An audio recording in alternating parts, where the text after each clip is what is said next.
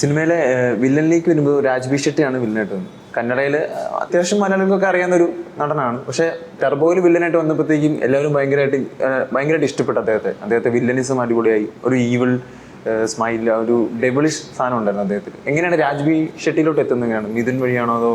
ഈ രാജ്ബി ഷെട്ടിയെ പോലെ ഒരു ആക്ടറെ ഈ സിനിമയിൽ പ്ലേസ് ചെയ്യാൻ വേറൊരു കാരണം ഉണ്ടായിരുന്നു. ആ കാരണം പക്ഷേ പ്രേക്ഷകർക്ക് അറിയാൻ വഴിയില്ല. കാരണം ആ സീനില്ല പടത്തിൽ, ഇത് എഡിറ്റ് ചെയ്ത് കിടക്കുന്ന സീൻ. അത് വൺ ഓഫ് ദി ബെസ്റ്റ് സീനായിരുന്നു, ഈ സിനിമയിലെ വൺ ഓഫ് ദി ബെസ്റ്റ് സീനായിരുന്നു.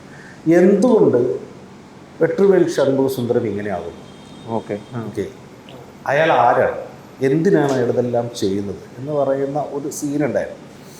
അത് കൂടുതലും ഒരു അദ്ദേഹത്തിൻ്റെ ഒരു മൊണോലോഗ് പോലെ പോകുന്ന ഒരു പരിപാടിയൊക്കെ ആയിട്ടുള്ള ഒരു സീനായിരുന്നു. അത് ഭയങ്കര രസമായിട്ട് ചെയ്തു. അപ്പോൾ ഏറ്റവും എൻജോയ് ചെയ്ത സീനും അത്. ഭയങ്കര സങ്കടമായിരുന്നു അത് കളഞ്ഞ സമയത്ത് എല്ലാവർക്കും, ഞങ്ങൾക്ക് എല്ലാവർക്കും. പിന്നെ എന്തിനാ കളയണേന്ന് ചോദിക്കും. അത് നമ്മുടെ ഒരു തീരുമാനമാണ്.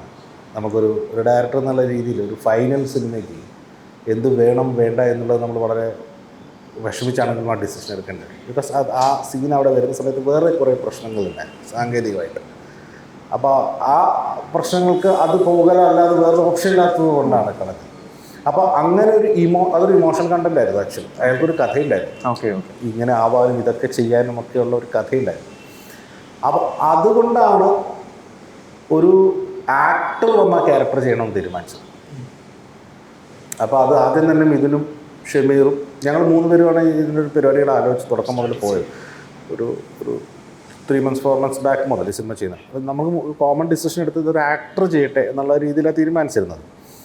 അപ്പോൾ ഇദ്ദേഹത്തിൻ്റെ ഈ പെർഫോമൻസ് രീതികൾ വളരെ ഇൻട്രസ്റ്റിംഗ് ആയിട്ട് തോന്നി. പിന്നെ നമുക്ക് ഈ പറഞ്ഞ പോലെ ഒരു പുറത്തൊരു ആക്ടറാണ് വേണ്ടത്. ഈ ക്യാരക്ടർ അങ്ങനെയാണല്ലോ, ഒരു ഔട്ട്സൈഡ് കേരളമാണല്ലോ, കേരളത്തിന് പുറത്തുള്ള.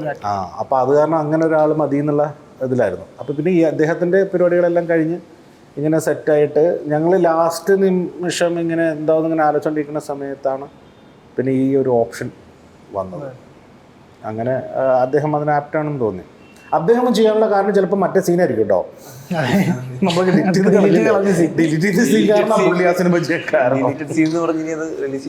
ചെയ്യണമെന്ന് ഞാൻ ആഗ്രഹിക്കുന്നുണ്ട്.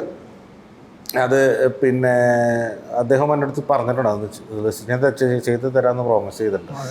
പടത്തിൻ്റെ ഒരു കുറച്ച് നാൾ കഴിഞ്ഞിട്ട് അത് ചെയ്യാം.